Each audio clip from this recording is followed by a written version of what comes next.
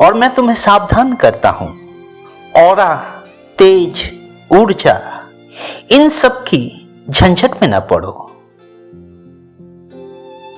ये मूर्खों की जमात है, ये मूर्खों की बोली है। इनमें अगर बंध गए तो तुम्हारी मूर्खता तुम्हें कहीं नहीं छोड़ेगा।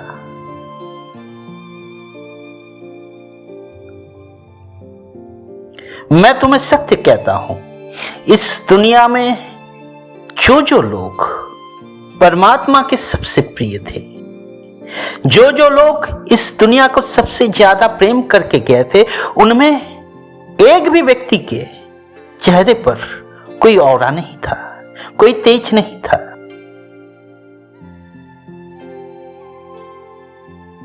इसलिए तुम अगर अपनी सीमित सोच, सीमित दृष्टि के हिसाब से विचार करोगे तो झंझट में पड़ोगे। हमारा मस्तिष्क इस तरह से आगे बढ़ा है, इस तरह से इवॉल्व हुआ है कि उसने कुछ विषय को सही पकड़ के रखा है, सही मान के रखा है। नहीं, तुम्हें उसे तोड़ना होगा। अगर ना तोड़ोगे तो तुम्हें अस्वीकार करनी होगी सुकरात की महानता को, तुम्हें अस्वीकार करनी होगी डायोजनीस की प्रज्ञा को, तुम्हें अस्वीकार करनी होगी बुद्ध की प्रेम को।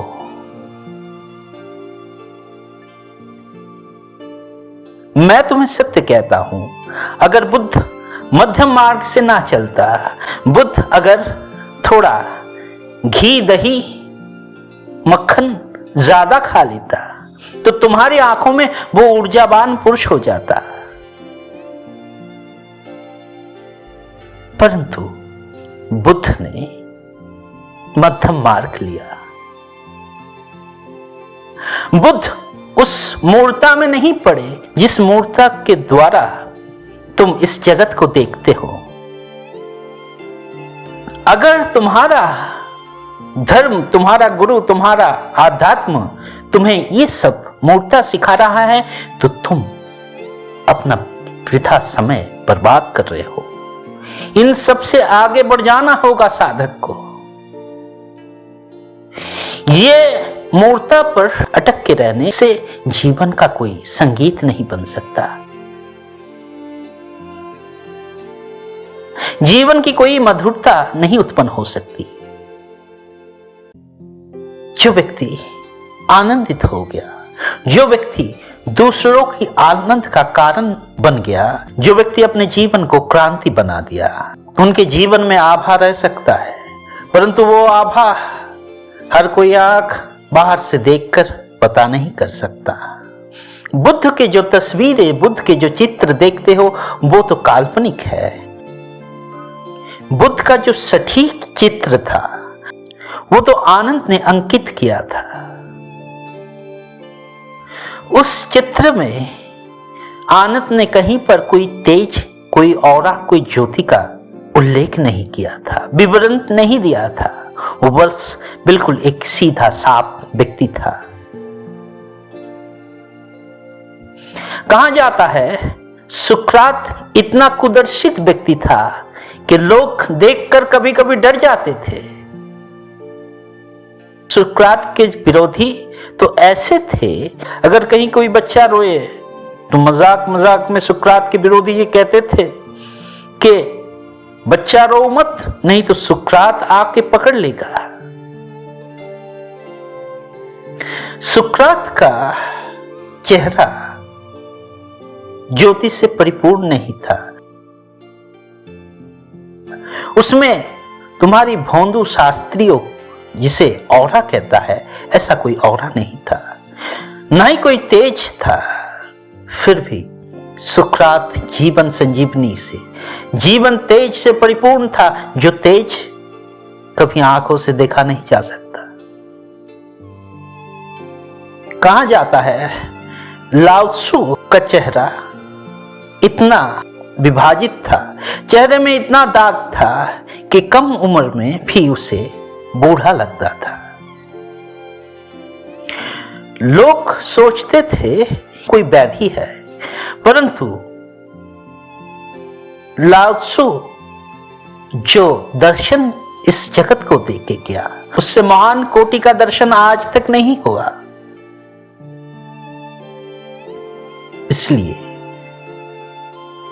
तुम्हें समझना होगा कि क्या मूर्खता है, क्या सच्चाई है।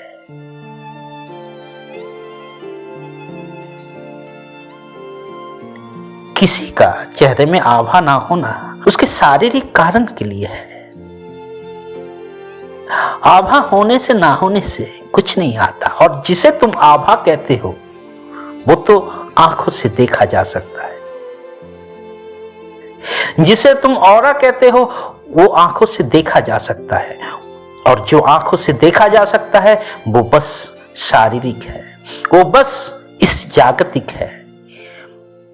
जगत के जो परे है वो ऑरा कभी कोई आंखों से देखा नहीं जा सकता, कभी कोई चित्र में अंकित नहीं किया जा सकता।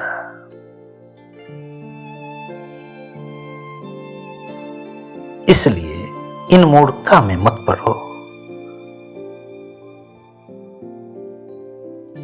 ये बस तुम्हें समझाने के लिए कि वो व्यक्ति और से अलग है।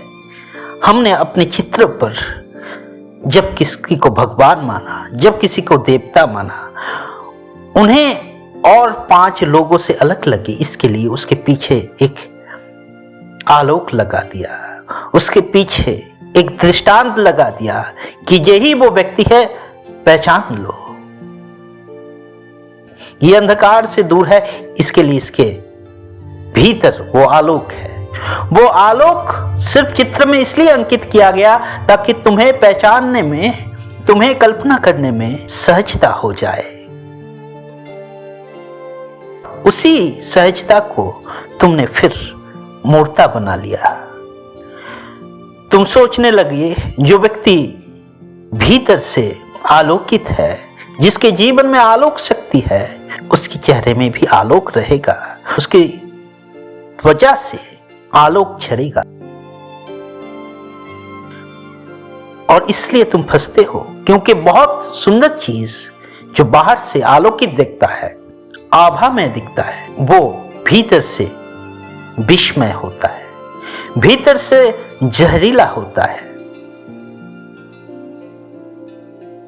और ऐसे लोग भी तुम्हें मिलेंगे जो बाहर से आभापूर्ण दिखते हैं, आलोकित दिखते हैं। इसका ये अर्थ नहीं है कि वो व्यक्ति जीवन में सच्चाई को पकड़ लिया, जीवन में उन्नति को पकड़ लिया। हो सकता है वो व्यक्ति के भीतर जहर बोल रहा हो, वो व्यक्ति के भीतर मूर्खता, अहंकार हो।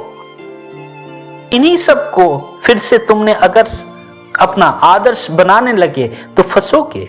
उन सब व्यक्तियों के खराब गुणों को भी तुम नजरअंदाज कर दोगे।